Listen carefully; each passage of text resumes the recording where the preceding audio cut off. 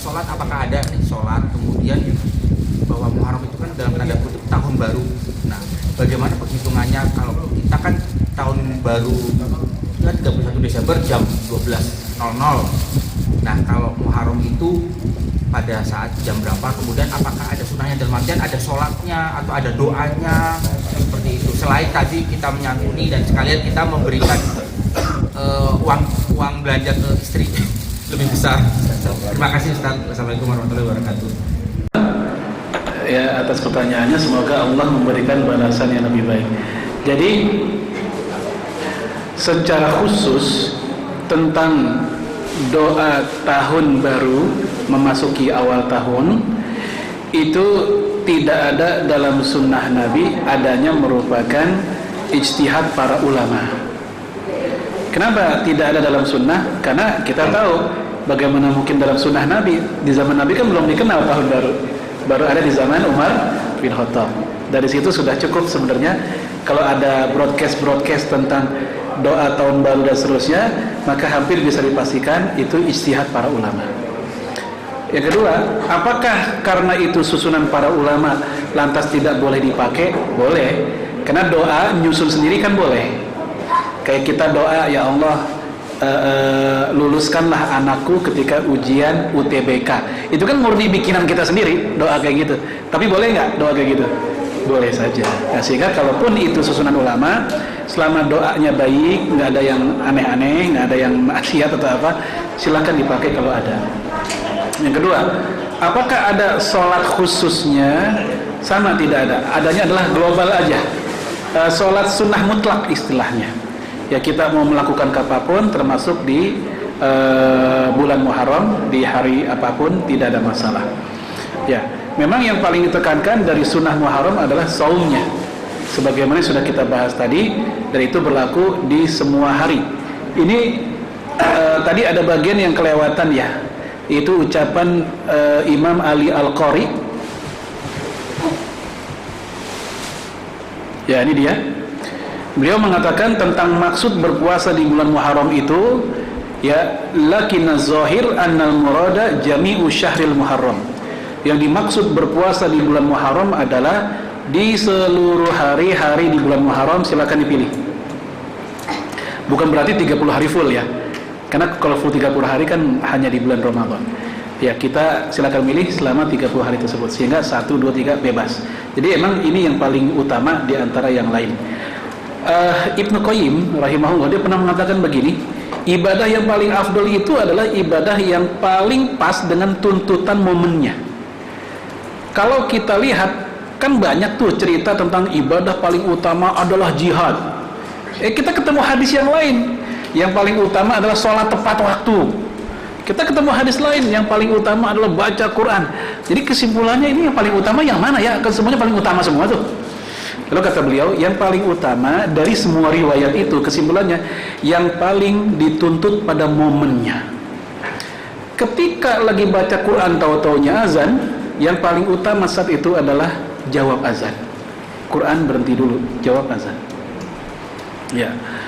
Ketika apalagi misalnya negara lagi dijajah, ibadah paling utama adalah mengusir penjajah, jihad.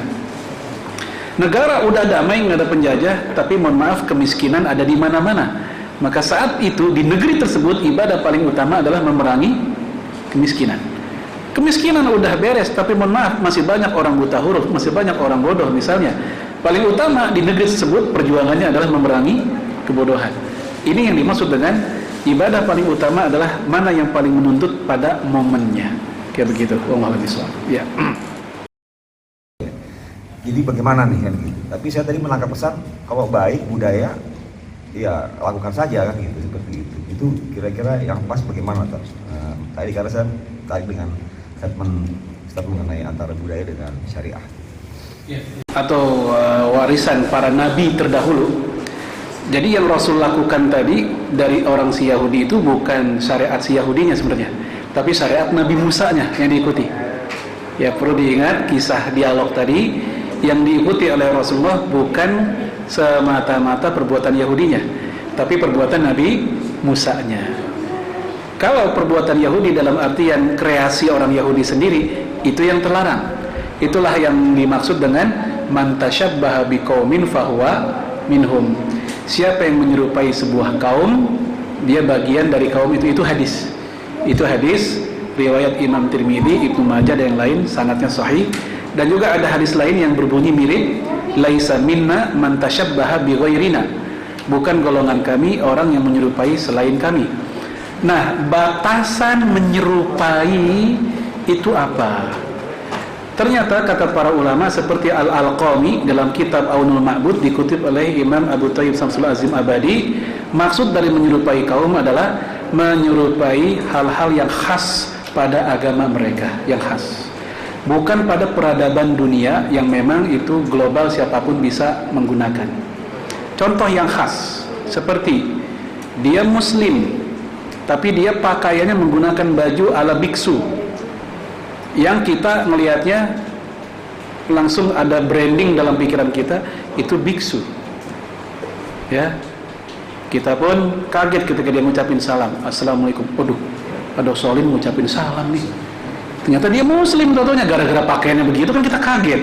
Karena brandingnya bukan branding muslim kayak begitu kan. Dia muslim. Nah, ini sering terjadi nih, kesian buat karyawan disuruh pakai topi Sinterklas. Itu udah branding non muslim. Terlepas dari internal Nasrani sendiri ada perbedaan apakah itu asli ajaran mereka atau produk budaya mereka juga.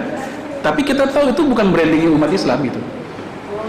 Apalagi muslim tapi pakai kalung, mohon maaf, salib. Itu udah jelas. Ini tasyabuh bil kufar, itu ya di situ masuknya. Ya.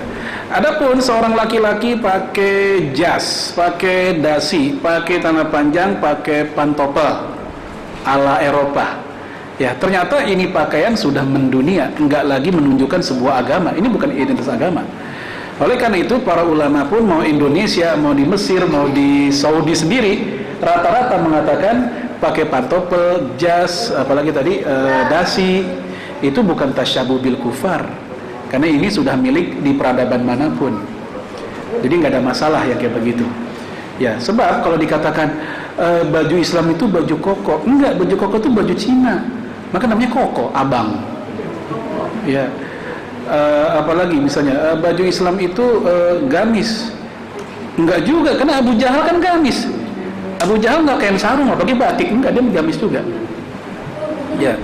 Sehingga kata Syekh Ad-Didu dari Mauritania, dia mengatakan baju untuk anak buat kita orang laki itu lebih luas dibanding perempuan. Kalau buat laki, ya, yang penting nutup aurat, yang penting tebal kagak tebus pandang begitu. Mau dia pakai batik, mau dia kain sarung, mau dia gamis, apalagi misalnya, dan lain-lain. Masalah setelan itu tergantung tadi budaya, daerah dan seterusnya. Ya, kayak peci aja kan beda-beda kita. Ada yang modelnya begini, ada yang songkok ala Pak Karno, ada yang ala ulama Al-Azhar putih, tengahnya merah, ada yang Saudi yang begitu pakai eagle di sini, macam-macam. Dan untuk masalah tersebut itu diserahkan kepada masing-masing urf budaya di sebuah negeri. Yang penting substansinya nutup aurat itu terpenuhi. Ya, saya pernah baca sebuah artikel tentang larangan menggunakan pakai batik. Kan kita penasaran tuh, ya. Plus istri saya jualan batik juga, penasaran juga kita, gimana batik dalam nih. Ternyata gara-gara batik itu sejarahnya adalah pakaian orang-orang kejawen. Jadi kalau orang Islam pakai batik, maka menyerupai orang kejawen, gitu. Lalu kemudian ya tadi man tasyabbah biqaumin fahuwa minhum. Waduh. Sehingga bapak-bapak kalau kondangan nggak boleh pakai batik semua nih. Kan kita kondangan pakai batik loh. Begitu. Nah, ini pendapat kayak begini, ini berbahaya karena nanti lama-lama makan ketupat pun lebaran juga haram. Karena ketupat dalam sejarahnya adalah makanan dulu, itu makanan orang-orang Hindu juga. Makanya kan pakai penjor karena ininya daun kelapa itu, ya kayak begitu. Nah, kalau masalah kayak begitu tuh enggak, yang penting esensinya nutup aurat tadi. Kayak makanan, kalau ketupat diharamkan tuh lama-lama pizza apa bedanya sama hamburger, kan begitu. Karena itu sama-sama berasal dari barat. Oleh karena itu batasannya adalah kalau sudah menjadi ciri khas agama tersebut, itu yang tidak boleh. Bukan menjadi ciri khas orangnya, tapi ajaran agamanya. Itu yang menjadi batasan tasyabuh, menyerupai. Kalau bismillah.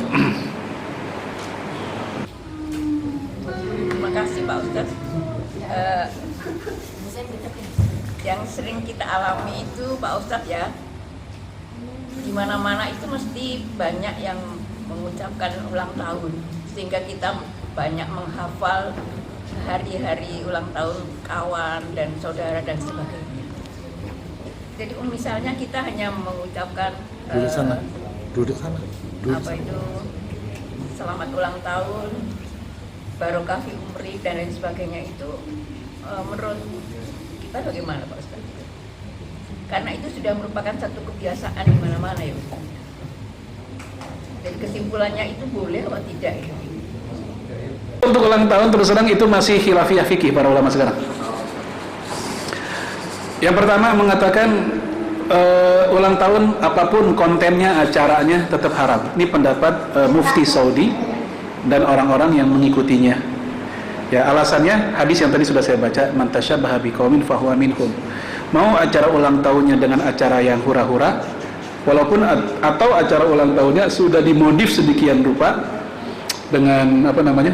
Santunan, manggil ustadz, manggil apa namanya anak yatim gitu. Bagi kelompok ini sama, semua sama, tetap nggak boleh. Karena esensinya pada memperingati hari kelahiran. Gitu. Ini pendapat pertama. Pendapat kedua yang mengatakan boleh dengan catatan. Boleh dengan catatan. Ini pendapat ulama Arab Saudi juga. Syekh Salman Al-Audah. Syekh pengarang La Tahzan. Bapak-bapak masih ingat kitab La Tahzan? Aid Al-Qarni. Aid Al-Qarni. Ya, dia pun mengatakan ulang tahun tergantung isinya. Apa? Kalau isinya baik, maka dinilai baik. Kalau isinya buruk, maka dinilai buruk. Kenapa? Karena semata-mata menapaktilasi kelahiran kita dan kita bersyukur sampai hari ini diberikan kehidupan dan kesehatan, itu nggak ada masalah. Sebagaimana ketika Rasul ditanya, kenapa engkau puasa hari Senin? Rasul pun menjawab, yauma wulidtu fihi, itulah karena aku. Hari Senin lah aku dilahirkan.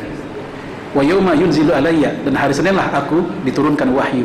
Karena itu Rasul berpuasa. Artinya Rasulullah menapaktilasi, mengingat hari kelahirannya dengan cara berpuasa. Itu alasan kelompok yang mengatakan boleh saja ya untuk seseorang ketika ulang tahun, yang penting isinya gitu.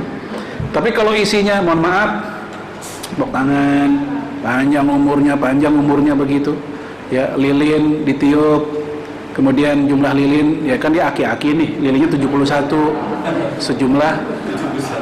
sejumlah umurnya ditiup, yang mati bukan lilinnya tapi orangnya, kan ngeri kayak gitu kan, nggak kuat dia ya. Yang 17 juga begitu. Ini udah bukan lagi yang dimaksud oleh para ulama yang membolehkan.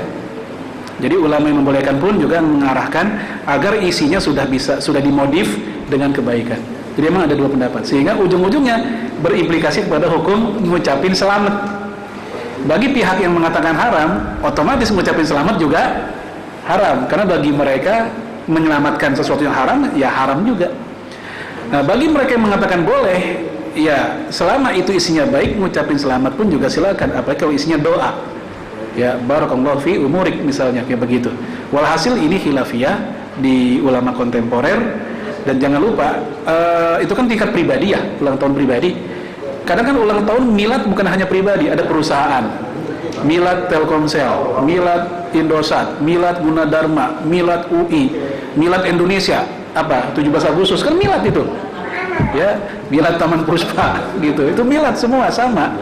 Maka kembali ke kalau pendapat kedua, lihat aja isinya apa. Kalau isinya kebaikan ya dinilai kebaikan. Kalau isinya buruk baru dinilai keburukan gitu.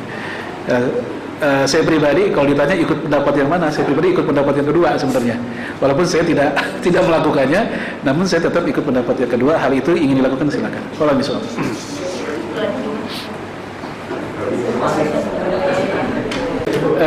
pertanyaan ini, jasa kelahiran dari ibu yang bertanya, itu tidak jauh berbeda dengan pertanyaan sebelumnya tentang mengucapkan selamat ulang tahun walaupun dengan doa. Ya, barakallahu fiik kepada, atau barakallahu fi umrik kepada orang yang sedang ulang tahun, apakah boleh atau tidak. Tadi sudah saya bahas, itu merupakan hukum derivat, hukum turunan. Hukum pokoknya adalah tentang ulang tahun itu sendiri, tentang apa istilahnya, aktivitas yang dinamakan ulang tahun itu sendiri. mereka yang mengatakan ulang tahun itu haram, maka seluruh aktivitas yang terkait dengan itu bagian dari keharaman, termasuk ucapan walaupun isinya doa. Alasan mereka kembali ke hadis man tasyabbaha biqaumin fahuwa minhum. Siapa yang menyerupai kaum, dia bagian dari kaum itu. Dianggap aktivitas ulang tahun dengan segala macam rinciannya itu budaya bukan kita, itu budaya luar, berdasarkan dari agama luar begitu. Ini yang pertama. Yang kedua yang mengatakan bahwa hal itu dibolehkan dengan syarat kontennya, isinya. Kalau selamat pun lihat ucapan selamatnya yang bagaimana. Ini pun juga pendapat para ulama besar hari ini. Kenapa mereka membolehkan? Karena Rasulullah alaihi salatu wassalam ketika ditanya kenapa puasa hari Senin, pun jawaban dia adalah yauma wulidtu fihi, itulah hari aku dilahirkan. Rasul HUT-nya hari ulang tahunnya gitu ya, di lahir hari Senin, itulah yang membuat dia puasa di hari Senin. Ini alasan pihak yang mengatakan bolehnya merayakan atau memperingati hari ulang tahun dengan catatan isinya, kontennya baik-baik saja, tidak ada hura-hura, tidak ada maksiat di dalamnya. Sehingga ujung-ujungnya mengucapkan selamat pun dengan doa-doa bagi kelompok ulama yang kedua pun tidak ada masalah. Ini masuk kategori uruf sahih. Bapak Ibu sekalian, dalam usul fikih uruf ada dua. Uruf itu budaya atau tradisi, itu ada dua. Ada uruf fasid, budaya yang rusak. Apa contohnya budaya yang rusak? Seperti misalnya anak-anak sekolah kita lulus-lulusan coret-coretan, itu udah jadi budaya tapi rusak, ini nggak boleh. Apalagi petani atau nelayan habis selesai banyak ikan atau apa, mereka bersyukur dengan cara melempar sesajen dalam rangka ke siapa tuh, Nyi Roh Kidul misalnya. Ini budaya memang, tapi dia fasid, dia nggak boleh. Tapi kalau budayanya sahih itu budaya yang Quran hadis enggak ngajarin, tapi Quran hadis pun tidak menentangnya. Ada budaya Quran hadis enggak ngajarin, tapi Quran hadis pun tidak menentangnya. Alias dia sejalan dengan koridor Quran dan hadis. Contoh, seperti budaya kerja bakti. Budaya tetangga lagi bikin rumah kita bantuin. Ini semua budaya, urus sahih, tradisi yang sahih. Maka kalau seandainya acara ulang tahun tersebut kebiasaan dan terjadi sekian lama di sebuah daerah tidak ada isi kemaksiatan, menurut kelompok ini masih kategori uruf yang sahih, tradisi yang sahih. Karena di dalamnya tidak ada ritual agama. Ada nggak di acara ulang tahun ritual peribadatan khususnya? Tidak ada. Kebanyakan acara umum saja biasanya. Ngumpul, kalau kita ingin modif, ada ustadz ceramah atau ada tokoh agama ceramah, selesai mungkin sambutan dari yang ulang tahun dan rasa terima kasih, kemudian ngasih makanan ke anak-anak. Misal kayak gitu, selesai. Nggak ada apa-apa yang kayaknya ritual baru gitu. Sholat ulang tahun, nggak ada sholat ulang tahun. Nah, bagi kelompok yang kedua, karena ini tidak ada ritual khusus, maka ini klaster budaya tadi, uruf yang sahih. Mereka pun tak mempermasalahkan. Tadi sudah saya sebutkan, kalau saya ditanya saya ikut pendapat yang mana, saya ikut pendapat yang kedua, walaupun saya sendiri tidak melakukan. Ya, wallahu a'lam. Astagfirullahaladzim, astagfirullahaladzim, astagfirullahaladzim. Min kulli dhanbin azim wa atubu ilaih. Hamdan syakirin, hamdan yuafi ni'amaka fi mazidah. Ya Rabbana lakal hamdu kama yanbaghi li jalali wajhikal karim wa azim sultanik. Allahumma salli wa sallim ala nabiyyina Muhammad wa ala alihi wa sahbihi ajma'in. Allahumma taqabbal minna salatana wa qiyamana wa siyamana wa jami'a ibadatina ya mujibas sa'ilin. Rabbana la tuzigh qulubana ba'da idh hadaytana wa hab lana min ladunka rahmah innaka antal wahhab. Rabbana hab lana min azwajina wa dhurriyyatina qurrata a'yun waj'alna lil muttaqina imama. Allahumma amitna alal Islam, Allahumma ahyina alal Islam, Allahumma amitna alal Quran, Allahumma ahyina alal Quran, Allahumma amitna alal sunnah, Allahumma ahyina alal sunnah. Ya Allah ya Rabbal alamin. اللهم ادفع عنا البلاء والربا والزنا والمحن والفتن والفحشاء والمنكر ما ظهر منها وما بطن في بلادنا إندونيسيا خاصة وفي بلدان المسلمين عامة يا عزيز يا غفار يا قهار يا رب العالمين. اللهم اغفر للمسلمين والمسلمات والمؤمنين والمؤمنات الأحياء منهم والأموات إنك سميع قريب مجيب الدعوات يا قاضي الحاجات. رب اغفر لنا ولوالدينا وارحمهم كما ربونا صغارا.